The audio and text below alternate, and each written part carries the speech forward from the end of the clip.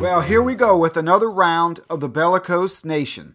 Thanks so much for joining in. Today's topic, another fake hate crime.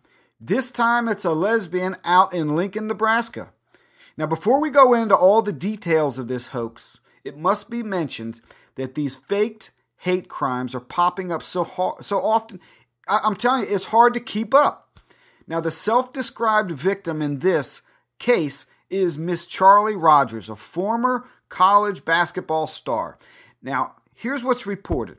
According to police, Rogers said 3 masked men broke into her home and that one of them pinned her down while the others sliced a cross in her chest, cut the front of her thighs and shins, and carved derogatory words, including dyke, into her arms and abdomen. She said they then rolled her onto her stomach and cut her buttocks, the back of her thighs, and the back of her right calf. She also said they tried to burn her house down. Now, this is pretty gory stuff. Certainly the type of stuff everyone is going to take notice of. Of course, the gay community, they sprung right into action with a rally outside the state capitol and without missing a beat, began seeking donations. In fact, one local business guy was offering tattoos to remember the date. At a discounted price, of course. But as is too often the case, this story was a total fabrication, a con job, and a poor one at that. In a minute, we will examine the whys. But first, let's take a peek at the evidence. And when we do, one can't help but marvel that the author of this plan was a college grad. Seriously.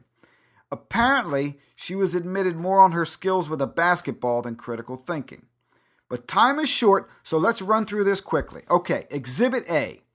4 days prior to the hoax, she posted on her Facebook page, "So maybe I'm a little too idealistic. I believe in a deep way inside of me that we can make things better for everyone.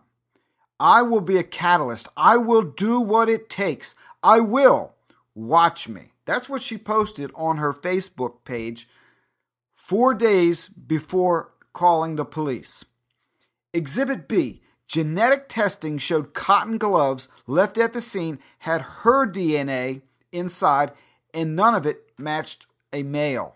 C. Store records showed she had in fact bought gloves, razor knives, and zip ties which bound her hands days before.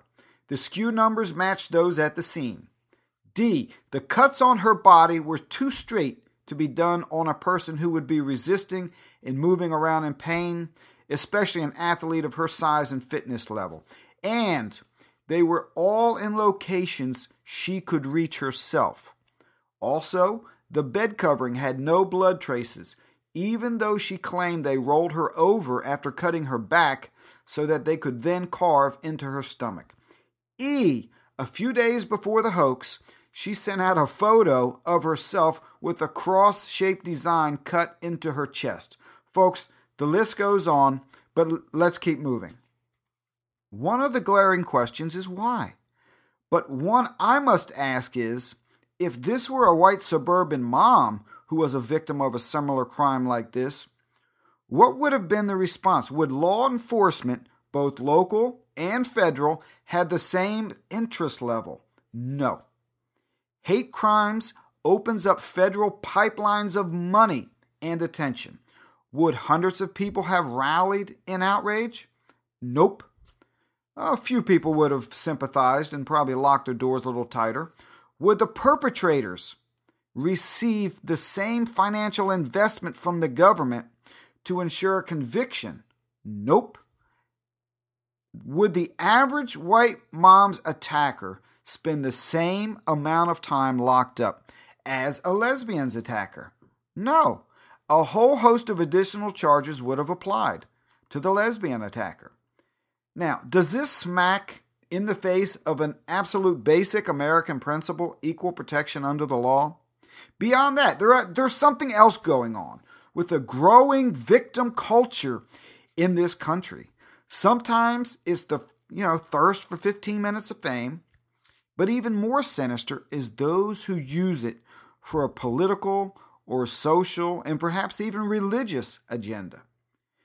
Now, I will play a few minutes of the clip posted below, and I want you to check out the Academy Award role that this lady plays. Even though the cat's out of the bag, she still goes on with it. She has no script, but in the video, she goes on for minutes and minutes, and all of the lines, all of the code words, all of the phraseology, it's there, complete with tears and emotion and looking at the interviewer through the eyebrows, the whole 9 yards. This lady would have been freaking fantastic, man, on the morning shows, man.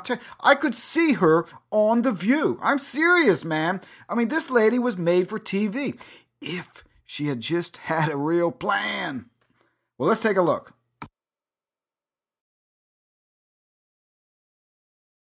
Now, was that sweet or what? Now, putting real victims aside, at the root of this is the sympathy technique, which is being used by gays to further a social and political agenda. And so caught up in this media angle of presenting themselves as victims are some of these folks that when real life examples just can't be found, they resort to fabrication. Now, is it a coincidence that at the same time period that this hoax took place, a local vote on a fairness ordinance was going on, which would, of course, extend special privileges to gays and lesbians, and naturally transgendered people too. Now, this is about crafting a sympathetic image. And in this country, victims are the most sympathetic and untouchable image one can use to further an agenda. In fact, had this case been real, who could stand up and have a fair debate on this ordinance topic with her as the mascot? You see how it works? And this is why victims in sympathy is so effective of a tool, because it replaces facts and logic and real debate with emotions of a grieving parent, or, in this case, the self-inflicted scars of a lesbian, had the plan worked. And now that she and others have been caught, outed, if you will, you know what we will most likely hear instead of, round condemnation? We will hear crap such as this. This still helps highlight a real problem. Or we can take this moment to learn about the real problems of hate crime. Whoa, wait a minute. I don't buy it. And if you think about it, in most of these cases, for one person to play a victim, it means someone else is unjustly the villain. For example, what hateful message was being telegraphed about Christians when she carved a cross into her chest? Why are these folks allowed to implicate Christians and whites and men in crimes which never even happened with no blowback? I'm telling you, man. Would it be acceptable to implicate, say, a group of black men in a criminal hoax? And then afterwards we would say, well, we can just highlight the crime rate of blacks. I don't think so. Or had I pulled the same stunt and carved an Islamic symbol on my chest, would we somehow look past my false accusation against Muslims to find a grain of truth that we can learn from? Yeah, I rather doubt it. Well, this conversation could go in a number of directions, but time is short, so let me wrap up by inviting you to subscribe, because we will be dealing with this topic and many, many more to come. So I want to hear your civil comments, no matter where you stand. And until next time, this is the Bellicose Nation.